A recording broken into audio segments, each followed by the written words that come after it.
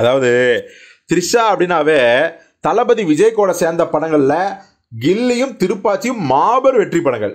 அதே மாதிரி ஆதி, குருவி இந்த 2 படங்களும் மாபெரும் தோல்வி படங்கள். ரொம்ப ரொம்ப ரொம்ப வருஷங்களுக்கு பிறகு லியோ படத்தில் சேர்ந்து நடிச்சாங்க. அந்த படம் வந்து பார்த்தீங்கன்னா விமர்சன ரீதியாக மிகப்பெரிய தோல்வி படம்னு சொல்லலாம். விமர்சன ரீதியாக சொல்கிறேன், வசூல் ரீதியாக 600 கோடி கலெக்ஷன் ஆயிடுச்சு அப்படின்னு ஒரு பக்கம் சொல்கிறாங்க. இண்டஸ்ட்ரி ஹிட்டுங்கிறாங்க. எது எப்படி பார்த்தாலும் அந்த படம் வசூல் ரீதியாக மிகப்பெரிய வெற்றி தான் அப்படிங்கிற எந்த மாற்று கருத்தும் கிடையாது. ஸோ இப்படி விஜய்க்கு அவங்க வந்து ஓரளவு சென்டிமெண்ட்டாக ஒர்க் அவுட் ஆகிறாங்க. நம்ம சொன்ன மாதிரி அஜித்துக்கு தான் வந்து பார்த்தீங்கன்னா அவங்க இணைந்த மங்காத்தாங்கிற படத்தை தவிர மற்ற எல்லா படமும் வந்து பார்த்தீங்கன்னா படத்துலையும் ஜோடி கிடையாது, படமும் ஹிட்டு கிடையாது அப்படிங்கிற சென்டிமெண்ட். அப்போ அது அஜித்துக்கு மட்டும்தான் த்ரிஷாவோட ஜோடி ஒர்க் அவுட் ஆகலைன்னா இன்னொரு பெரிய ஹீரோவுக்கும் ஒர்க் அவுட் ஆகலை அப்படிங்கிறதா உண்மை.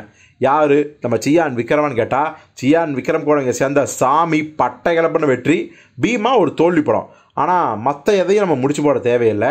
நான் சொல்கிறது உலகநாயகன் கமலஹாசன். ஸோ கமலஹாசனும் த்ரிஷாவும் சேர்ந்த படங்கள்லாம் மிகப்பெரிய தோல்வி படங்கள் தான் ஆயிருக்கு.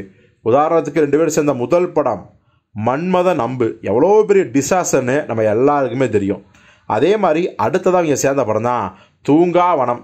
தூங்காவனம் என்னதான் வந்து பார்த்தீங்கன்னா ஹிட்டு படம்னு அப்படியே சொல்கிறாங்க, சில பேர் வந்து தோல்வி படங்கிறாங்க.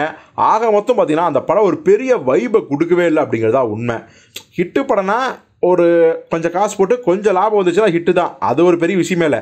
ஆனால் கமல் மாதிரியான ஒரு பெரிய ஹீரோ நடிக்கும்போது அந்த படம் ஒரு அதிர வைக்கிற வெற்றியாக இருக்கணும். அட்லீஸ்ட் பாபநாசம் மாதிரியான தியேட்டருக்கு இழுக்கக்கூடிய ஒரு படமாக இருந்துக்கணும். தூங்காவனம் அதை செய்யவில்லை. ஸோ அதை வந்து பார்த்தீங்கன்னா கமல் த்ரிஷா அந்த பேர் ஒர்க் அவுட் ஆகலை அப்படிங்கிறத அந்த படத்தை வச்சு நம்ம சொல்லிக்கலாம். ஆனால் இப்போ இந்த ஜோடி தக் லைஃப்லையும் மீண்டும் சேர்ந்துருக்குது.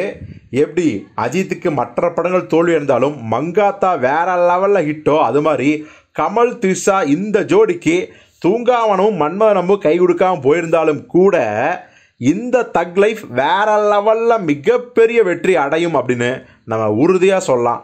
ஸோ கமல் த்ரிஷா இந்த பேரை நீங்கள் எப்படி பார்க்குறீங்க அப்படிங்கிறத கமெண்ட்டில் சொல்லுங்கள்.